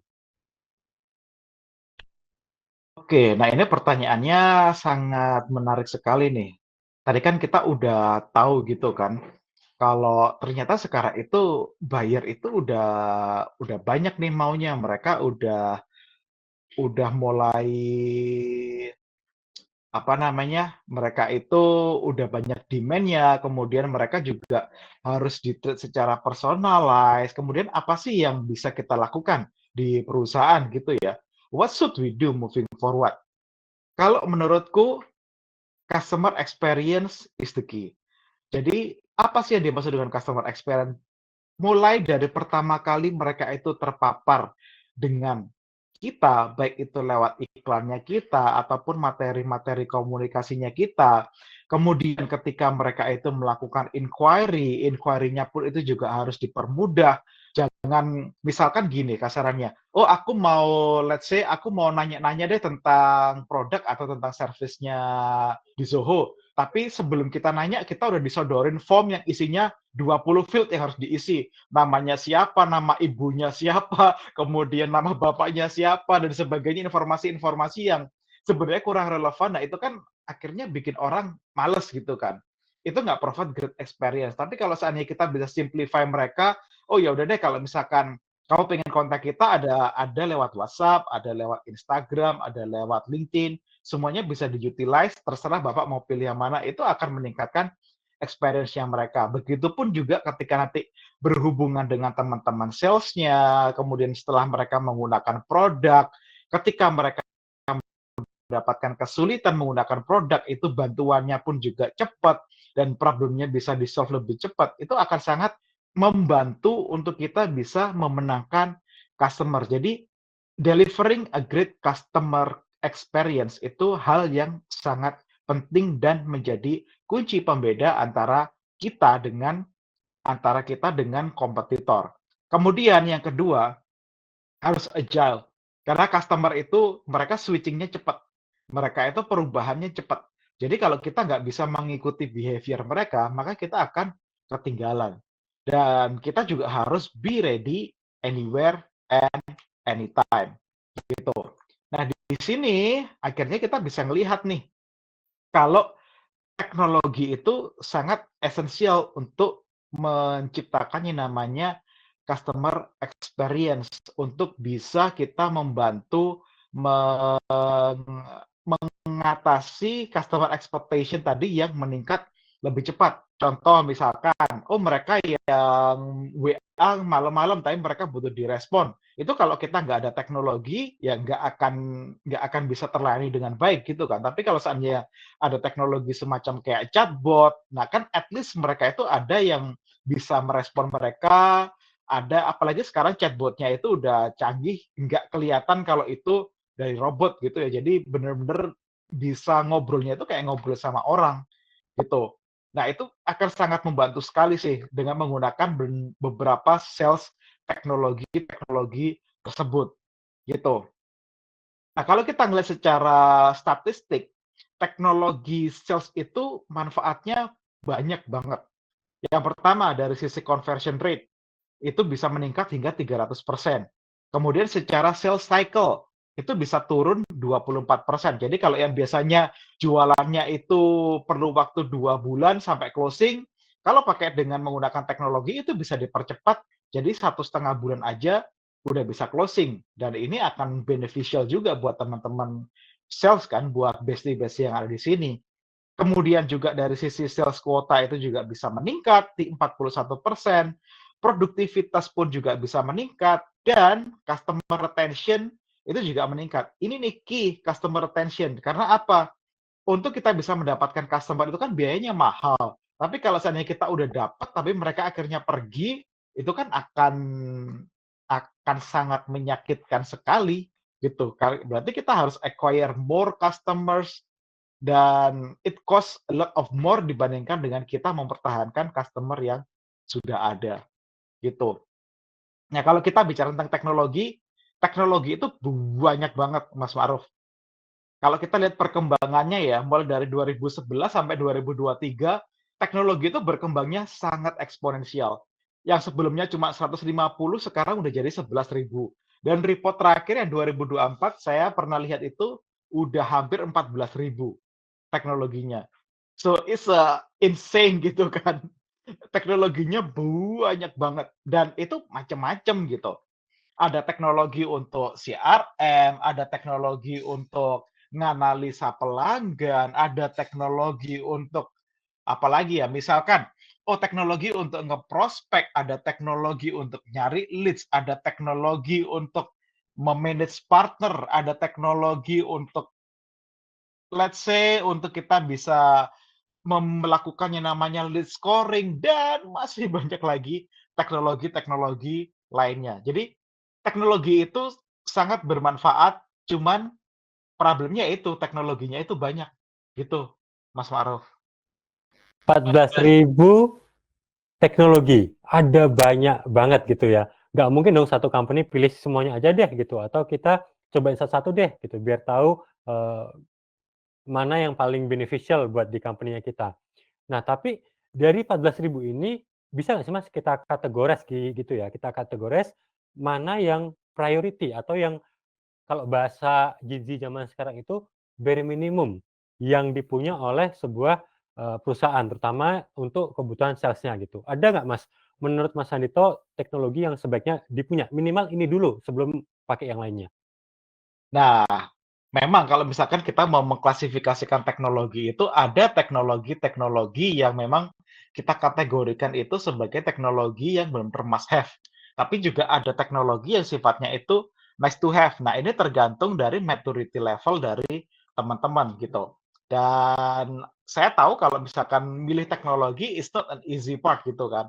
Karena you are not alone gitu. Kalau misalkan kita ketemu klien dan kalau saya ngobrol dengan klien, they have the same problem. Mereka udah tahu mereka butuh teknologi, tapi which technology they need to use. Mereka bingung gitu kan. Teknologinya apa sih yang perlu mereka prioritaskan, yang perlu mereka bikinkan.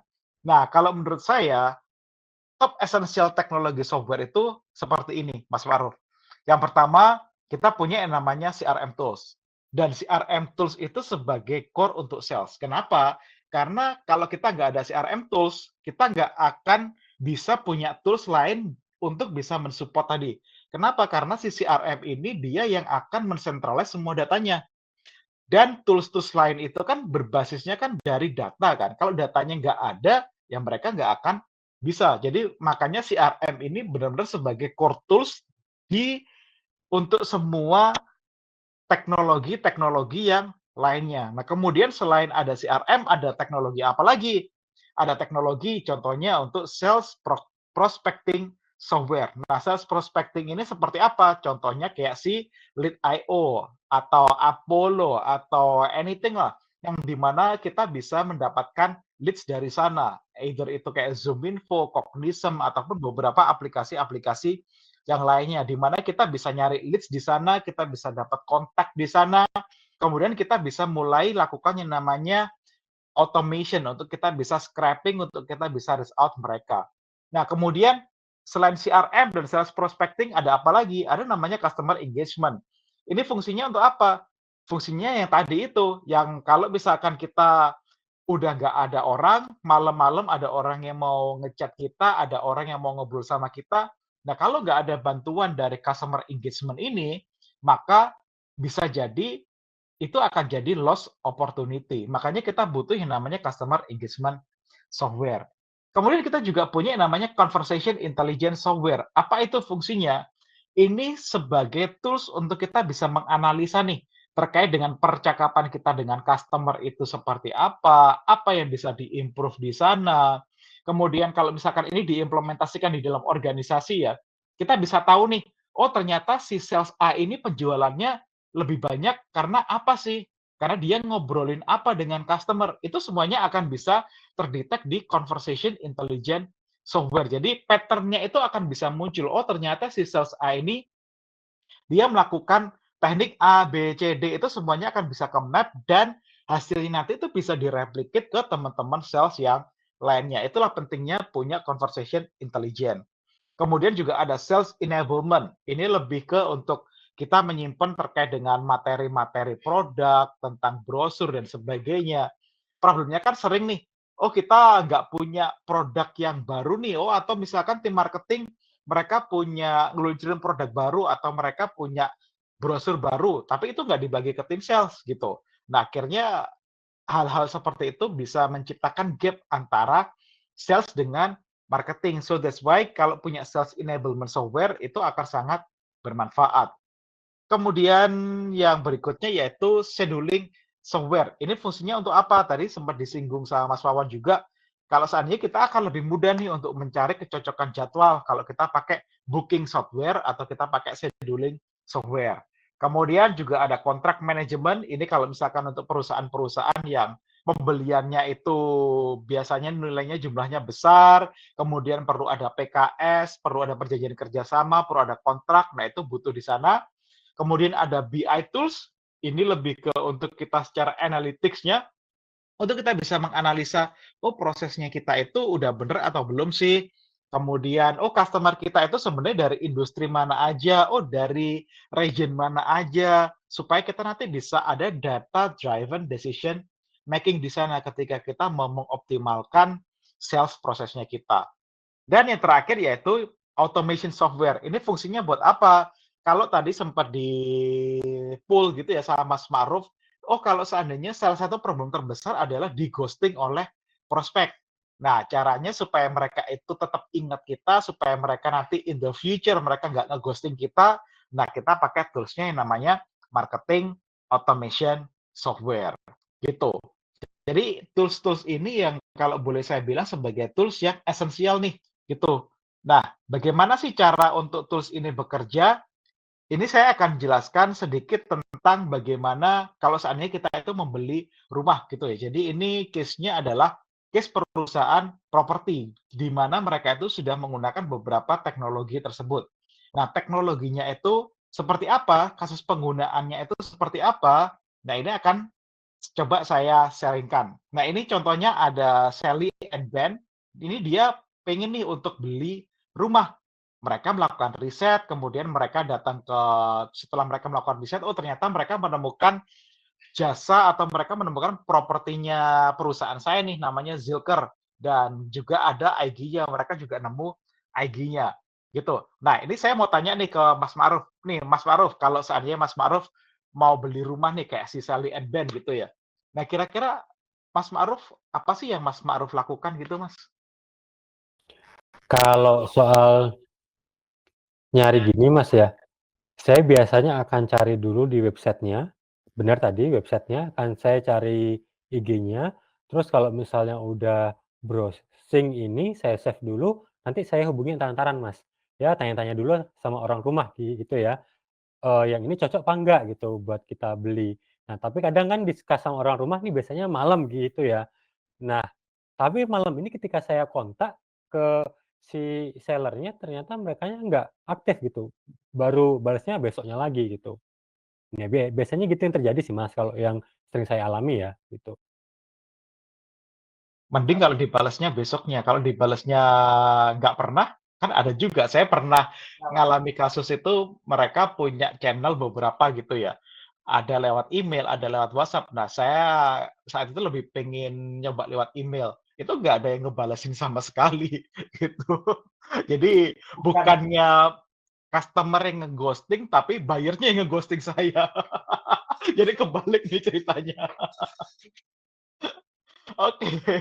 Jadi memang salah satu problemnya itu tadi ya, Mas Ma'ruf, kalau misalkan lagi malam-malam atau pas weekend atau pas lagi libur panjang, terus tiba-tiba kita iseng-iseng gitu kan, "Oh aku pengen ini deh, pengen beli sesuatu, pengen beli rumah atau pengen lihat rumah, pengen nanya-nanya, nanya rumah, nanya mobil dan sebagainya." Kalau seandainya kita saat di jam off atau bukan di jam kerja, maka nggak akan ada yang ngerespon. Nah, makanya itu kita butuh yang namanya customer engagement platform. Fungsinya untuk apa? Fungsinya ini ada chatbot-nya.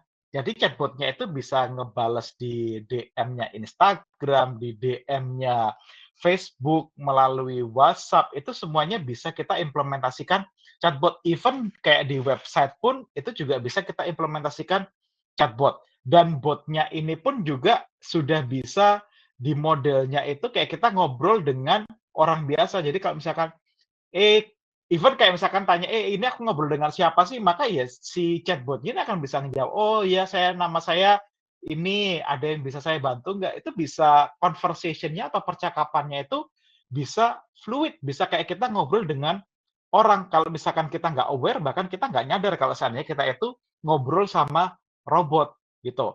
Nah, ini akan sangat bermanfaat kalau seandainya kita memang ingin bisa menggapai customer lebih luas dan nggak dibatasi oleh jam kerja aja. Karena kan biasanya kalau orang saat di jam kerja, mungkin mereka ada yang nggak punya waktu atau mereka nggak sempat gitu kan. Mereka baru sempat kontak-kontaknya itu ya setelah mereka off jam kerja atau di luar jam kerja. Nah, customer engagement platform ini akan sangat bermanfaat untuk hal tersebut, gitu. Nah, kemudian yang kedua adalah CRM. Nah, CRM ini tadi yang akan mengkoneksikan semua communication channel tadi ke dalam satu kesatuan. Jadi kalau seandainya kita punya Instagram, kita punya email, kita punya telepon, kita punya Facebook, kita punya yang lain-lain gitu ya. Kalau seandainya kita nggak punya ini dan kemudian si customer itu mereka mengkontak kita dengan beberapa channel yang berbeda, masalahnya bisa jadi mereka nggak akan follow up. Karena apa? Karena kita harus nyari satu-satu. Oh, ini balasin email ya lewat email, balasin Instagram akan lewat DM Instagram. Tapi kalau seandainya kita punya tools seperti CRM, maka semuanya itu akan tersentralize di sini. Baik itu DM Instagram, baik itu lewat WhatsApp, baik itu lewat email, semuanya tersentralize dan kita akan bisa langsung membalas directly dari sistem. Itu keuntungannya kalau seandainya kita pakai CRM software. Nah, kemudian ada lagi nih, kalau seandainya si customer itu daripada kita harus nanya ke dia jadwalnya itu kapan gitu ya. Nah, kita bisa pakai yang namanya booking software atau scheduling software. Ini fungsinya untuk apa? Misalkan nih kita mau janjian test drive dengan sales gitu ya. Kita pengen tertarik nyoba mobil merek A. Nah, daripada si salesnya itu nanya-nanya, Bapak bisanya jam berapa? Saya bisa jam segini. Itu kan kadang-kadang takes time ya. Nah, kalau dengan kita menggunakan scheduling software, ini kita bisa tinggal pilih aja nih. Oh, ternyata si salesnya ini available-nya di hari apa dan jam berapa. Dan di situ bisa kita set juga, oh ternyata untuk rata-rata satu sesi test drive itu misalkan butuh 1 jam atau 1,5 jam. Kita bisa setting di sana. Dan ini akan sangat memudahkan untuk kita bisa melakukan yang namanya online booking tanpa kita harus ada back and forth discussion atau kita WA-WA atau kita email-emailan, itu akan lebih cepat di sana.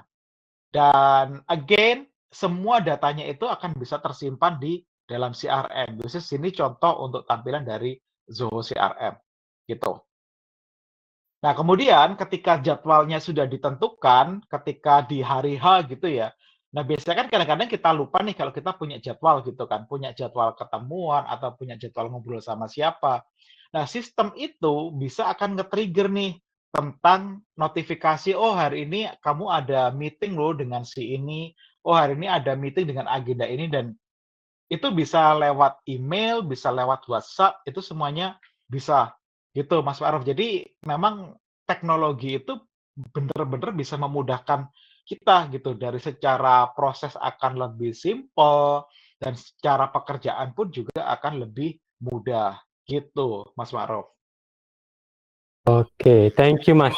Berarti dari 14.000 teknologi dan Zoho juga tadi punya beberapa solusi ya untuk aplikasi yang bisa digunakan.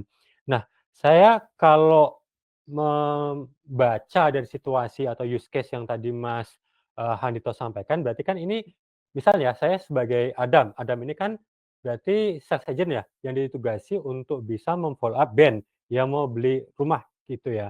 Nah, saya sebagai Adam, sebagai seorang sales ini berarti perlu ada call, apakah itu sebatas call atau mungkin langsung kita pengen ini ya, meeting dengan si band atau pembeli ini lewat telepon ataupun lewat online meeting. Nah, itu apakah dilakukan secara manual saja, Mas?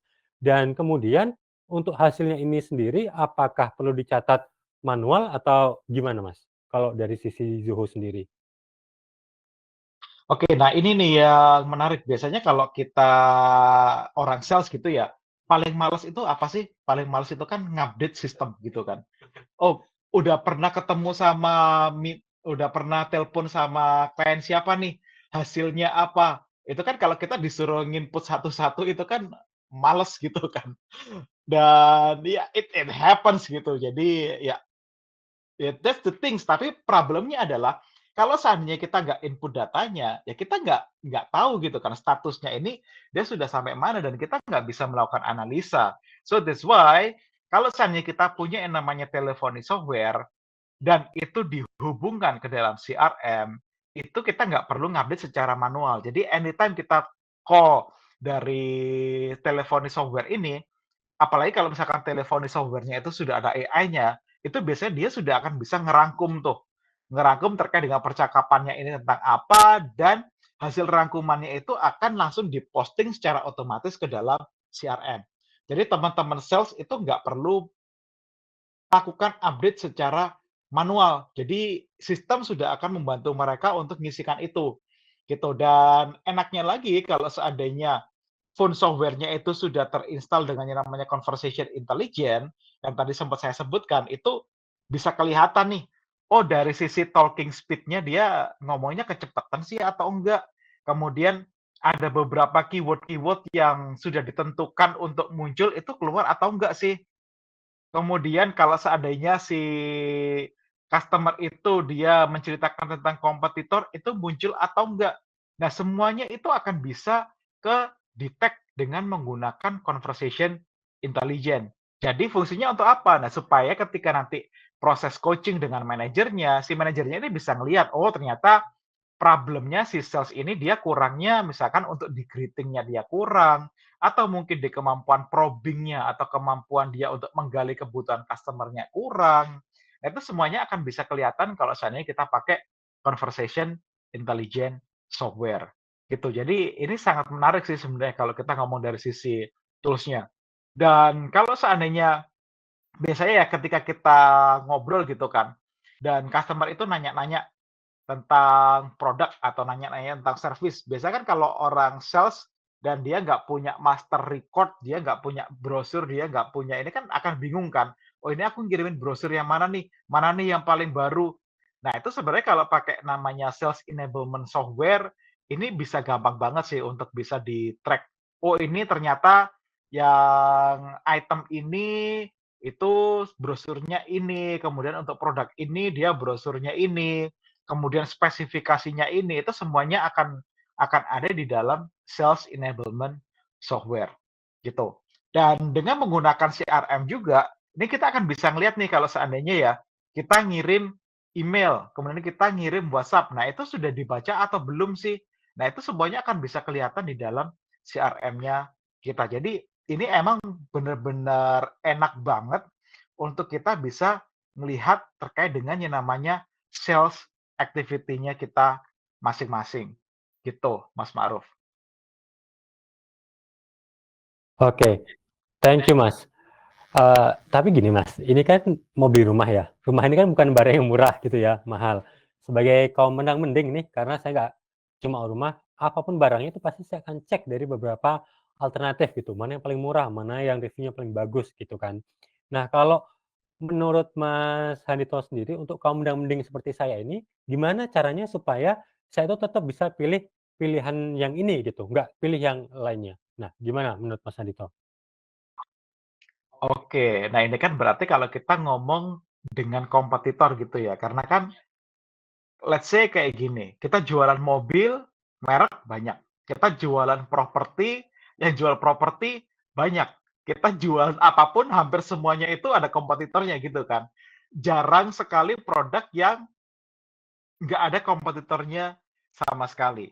Nah, the problem adalah kalau seandainya kita nggak jadi top of mind mereka, kita nggak memberikan customer experience yang bagus, maka kita nggak akan bisa memenangkan yang namanya penjualan, gitu. Nah, kalau seandainya case-nya kalau misalkan tadi kita ngobrol, oh ini terkait dengan penjualan untuk properti gitu ya. Of course, kalau misalkan properti apalagi ketika saya dulu beli rumah gitu, nah saya itu pasti akan mempertimbangkan beberapa alternatif yang lainnya nih, nggak cuma satu aja. Begitupun juga ini contohnya si Ben and Sally. Dia seneng nih dengan propertinya dari Zilker, tapi pasti dia akan mempertimbangkan real estate yang lainnya kan, yang setipe, misalkan yang harganya sama, lokasinya juga mungkin sesuai dengan apa yang mereka mau, gitu. Jadi it's common process gitu. Jadi kalau saya bilang, pasti orang itu akan mempertimbangkan opsi mana nih yang paling terbaik dengan mereka. Nah, gimana caranya supaya kita itu tetap bisa membangun hubungan dengan mereka, tapi membangun hubungannya ini supaya bisa lebih automate. Karena kalau misalkan kita harus menjaga engagement, tapi dengan cara manual itu kan akan sangat melelahkan sekali kan. Kita harus nge-follow up, let's say misalkan, oh seminggu 2 kali kita harus nanya-nanya, kemudian kita harus ngecek secara rutin, it's a tiring process gitu. Nah, sebenarnya itu semua bisa kita otomatekan. Dengan cara apa? Ada namanya Zoho Campaign. Ini bisa untuk mengotomatisasi proses kita untuk nge-nurture. Tadi kalau nggak salah Mas Wawan juga sempat bilang terkait dengan nurturing gitu ya, terkait dengan kita bisa menjaga engagement dengan customer kita. Nah, prosesnya seperti apa? Jadi kalau misalkan mereka itu memang sudah tertarik, kita akan bisa bikin series of campaign. Misalkan, oh dalam seminggu pertama kita kirim mereka kayak informasi-informasi tentang rumah, cara memilih rumah yang bagus seperti apa. Nah, itu semuanya akan bisa terkirim secara otomatis tanpa kita perlu bingung untuk kita, "Oh, ini kapan ya aku harus ngekontak mereka lagi?" Karena semuanya itu sudah bisa dilakukan oleh sistem. Dan ini kalau dikonekkan lewat WhatsApp, apalagi kan WhatsApp itu sangat populer kan di Indonesia, itu secara engagement-nya pasti akan jauh lebih bagus di sana. Dan untungnya lagi, ini tuh bisa dilakukan di dalam CRM. Jadi nggak perlu teman-teman harus ke WhatsApp platform sendiri, kemudian melakukan campaign, itu nggak perlu. Karena kalau sudah diintegrasikan dengan CRM, campaign-campaign atau otomatisasi itu bisa dilakukan directly di dalam CRM, gitu. Nah, kalau seandainya kita lihat, oh ternyata si prospek ini mereka udah engage dengan kita, mereka tertarik dengan kita, the whole sales process pun juga bisa dilakukan di dalam CRM. Mulai dari kita ngirim quotation, kemudian kita untuk lakukan yang namanya diskusi kontrak, kemudian juga untuk kita bisa melakukan tanda tangan kontrak, itu semuanya bisa kita lakukan melalui CRM kalau itu sudah kita integrasikan dengan sistem yang lainnya. Jadi semua data-data, semua aktivitasnya itu semuanya akan bisa ter-capture di dalam CRM. Dan teknologi-teknologi ini yang bisa membantu kita untuk bisa memenangkan customer tersebut. Dan dengan menggunakan CRM pun kita juga bisa dapat incredible data dan incredible analysis di sana. Kita bisa ngelihat nih, oh secara lead conversion itu ada di mana, prosesnya kita itu kurangnya ada di mana, kemudian customer kita itu yang paling profitable itu yang mana, yang bisa kita replicate, itu semuanya akan bisa kelihatan dengan sales analytics software yang ada di dalam CRM. Jadi akan enak banget kalau seandainya kita punya CRM dan itu digabungkan dengan teknologi-teknologi lainnya. Sehingga semua orang akan happy. Jadi sales-nya happy, kemudian customer-nya happy, dan tim support lainnya pun juga akan happy di sana. Tapi satu hal, kalau kita berbicara tentang teknologi, it's only one thing, gitu. Karena teknologi itu hanya akan bermanfaat kalau seandainya prosesnya benar dan people-nya benar. Kalau seandainya kita terlalu bergantung, oh berarti aku perlu, let's say kayak misalkan, oh aku perlu beli 10 teknologi baru. It depends gitu. Kalau prosesnya nggak dibenerin dulu, orangnya nggak dibenerin dulu, ya percuma.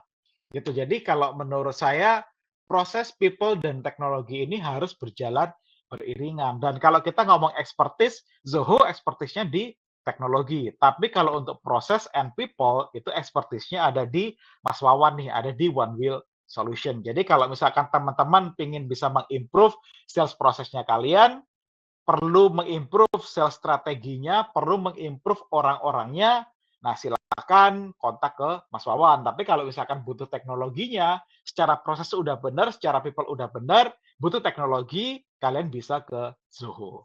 Gitu, Mas Ma'ruf. Jadi bisa kolaborasi juga ya antara Zoho dengan One Wheel. Jadi nanti bisa saling sinergi aja.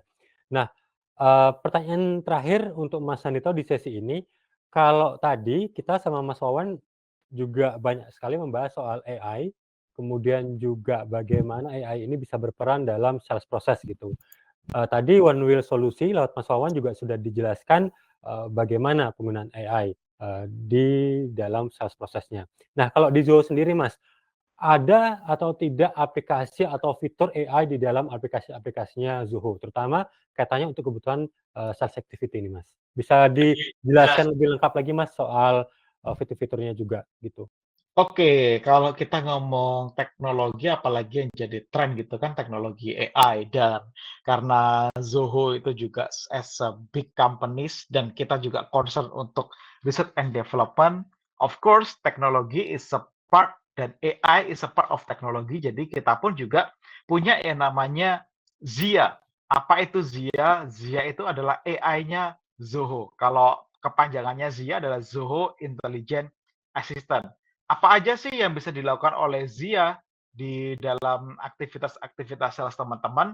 Itu ada banyak. Yang pertama, nih kalau seandainya kita pakai CRM gitu ya, dan kita udah tahu nih si customer ini, oh ternyata dia pattern pembeliannya seperti ini, dan dia itu seringnya membeli barang-barang yang tipenya seperti ini. Nanti untuk proses upsell dan cross-sell-nya, si Zia ini akan bisa merekomendasikan, oh dia berdasarkan behavior-nya dia, ini loh produk yang paling cocok. Dan si Zia pun juga akan bisa merekomendasikan, oh ternyata dia itu sering baca emailnya di jam sekian loh. Jadi kalau kamu mau nge-email si customer ini dan pengen bisa dijawab, itu juga kamu kirim emailnya di sekitar jam segini loh. Begitu juga kalau misalkan terkait dengan call, oh dia biasanya ngangkat call jam segini. So, Zia juga akan bisa merekomendasikan waktu-waktu yang paling tepat untuk bisa engage dengan customer. Jadi itu salah satu tools atau salah satu kegunaan dari Zia. Kemudian kegunaan lainnya Zia itu apa lagi? Nah, ini tadi kan Mas Wawan sempat bilang, oh kalau misalkan kita mau kirim email bisa lewat chat GPT nih. Tapi kalau lewat chat GPT itu kan harus ke chat GPT dulu, habis itu balik ke email, di copy gitu kan. Nah kalau kita pakai CRM, CRM-nya Zoho, itu kita nggak. Jadi kita nulis emailnya itu bisa langsung di CRM dan kita bisa langsung minta bantuan dari si Zia ini. Zia tolong dong aku bikinin email. Oh Zia tolong dong ini si customer email kayak gini, ini aku harus nge-reply apa nih? Nah, itu kita bisa langsung lakukan dari CRM aja. Ini akan lebih mudah, jadi nggak perlu harus bolak-balik aplikasi yang berbeda, gitu. Apalagi yang bisa dilakukan oleh Zia, jadi kalau kita ngomong CRM itu kan is a pool of data, gitu kan. Jadi banyak sekali informasi-informasi berharga yang bisa kita dapatkan di sana, bisa kita tarik di sana. Nah, si Zia ini akan bisa membantu kita untuk bisa nge-generate informasi-informasi yang penting. Contoh misalkan kita mau nanya nih, hasil penjualanku per kuartal ini berapa sih? Jadi kita nggak perlu lihat ke catatan, kita tanya aja ke Zia, udah langsung muncul tuh datanya. Oh, misalkan kita pengen tahu nih, oh aku targetnya kurang berapa. Nah, itu juga si Zia juga akan bisa munculkan. Semua hal yang memang datanya ada di CRM itu akan bisa dijawab oleh Zia, gitu. Oke, nah kemudian apalagi sih yang bisa dilakukan oleh Zia? Nah, si Zia ini pun juga akan bisa nge-scraping data. Jadi kalau misalkan teman-teman, oh aku cuma punya data itu nama sama email aja. Nah, si Zia-nya CRM ini dia akan bisa nyari the rest of the data. Dia itu alamatnya ada di mana, kemudian pekerjaannya apa dan sebagainya. Itu semuanya akan bisa dibantukan tuh cari sama si Zia-nya. Jadi kita nggak perlu nyari-nyari secara manual, oh Pak ini kerjanya di mana ya? Oh Pak ini dia kerjanya sebagai apa ya? Kita nggak perlu nyari itu karena si AI-nya di Zoho itu sudah bisa merekomendasikan dan sudah bisa ngisi field-field yang memang kita rasa penting, gitu. Ini juga bisa memberikan analisa terkait dengan kapan kita akan melakukan email, kapan kita menjawab pertanyaan, itu pun juga bisa dibantu oleh si Zia, gitu. Kemudian kalau kita juga pengen tahu gitu ya, oh dari beberapa deal atau beberapa customer yang kita handle, ini kita mau prioritasin yang mana sih yang potensinya paling besar untuk bisa kita closing.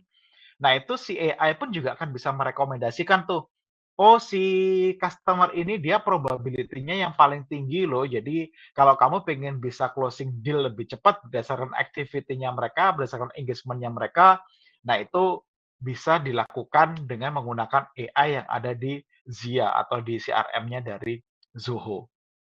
Kemudian si AI ini juga akan bisa memberikan yang namanya forecast. Oh, ternyata kalau seandainya trenku seperti ini, nanti next-nya akan seperti apa sih? Itu juga akan bisa diberikan informasi dari si Zia ini. Dan si Zia juga, let's say misalkan kita punya data gitu ya, tapi kita bingung nih interpretasinya apa. Nah, kita bisa meminta si Zia ini untuk bikin interpretasinya. Oh, ini maksudnya apa sih gambar ini? Oh, maksudnya grafik ini apa sih? Daripada kita menerjemahkan sendiri, kita bingung gitu kan.